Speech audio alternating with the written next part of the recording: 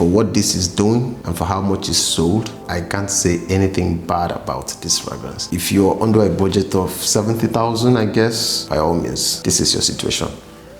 Today, we are on the house of Afnan. It's going to be Supremacy in Oud. I've seen a handful of this fragrance all over the place, and I felt like I needed to leave some posture there. Quickly on Fragrantica, you have that Supremacy in Oud by Afnan is aromatic spicy fragrance for women and men. Launched in 2021. Top notes are saffron, nutmeg, and lavender. Middle notes are agarwood and sweet notes. Base notes are patchouli and musk. This is another very polarizing fragrance where you have a lot of divided opinion. It's a fraction of people who think this is cloning oud for greatness. There's another community that holds that this is not cloning oud for greatness. Literally, I'm just here to set a low posture in this direction. Let me start by laying a foundation. This is an oudi-based fragrance that has a lot going with saffron, nutmeg. It settles mostly with patchouli. For people who are not familiar with this DNA, it may seem unique, which I feel is quite unique. But for bigger noses, this is mostly very cliche DNA in the fragrance community. However, you will find a lot of comparisons and similarities with Halten by Perfume's de Mali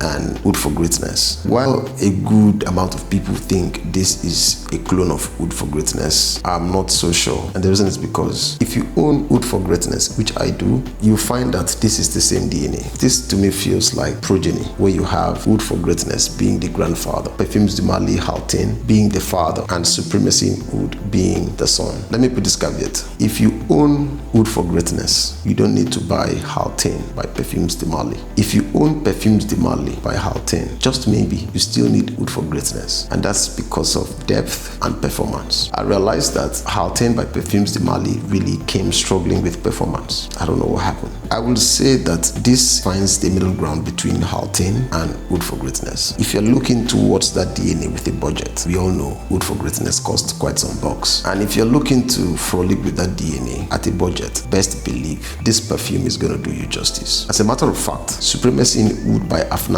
outperforms Halten, and I own 3 of them. I think I reviewed Halten. It's on my page. I'm yet to review Oud for Greatness. I put it to you, it's very difficult for anybody to tell the difference between Supremacy in Oud and Halten. Not Oud for Greatness, Supremacy in Oud and Halten. The disparity there isn't so tangible, considering the fact that Supremacy in Oud outperforms Perfume's de Mali Halten. I'm not sure it's a good purchase decision. I swear to God. This is one budget-friendly fragrance I respect a lot. Easily, performance here, you're gonna get 10 hours, about 2 hours of very firm projection. The Silage here is laudable, very present. It's difficult to ignore anybody wearing this fragrance at this price point. It's incredible. Saffron, sweet notes, and patchouli. Actually, for some people, it's more of musk they draw out of this juice. My olfactory system is more receptive to patchouli than musk, especially when both of them are in play. You're just gonna have a nice saffron that will wrap around you in a very beautiful way, and then you're gonna have these spices coming from nutmeg,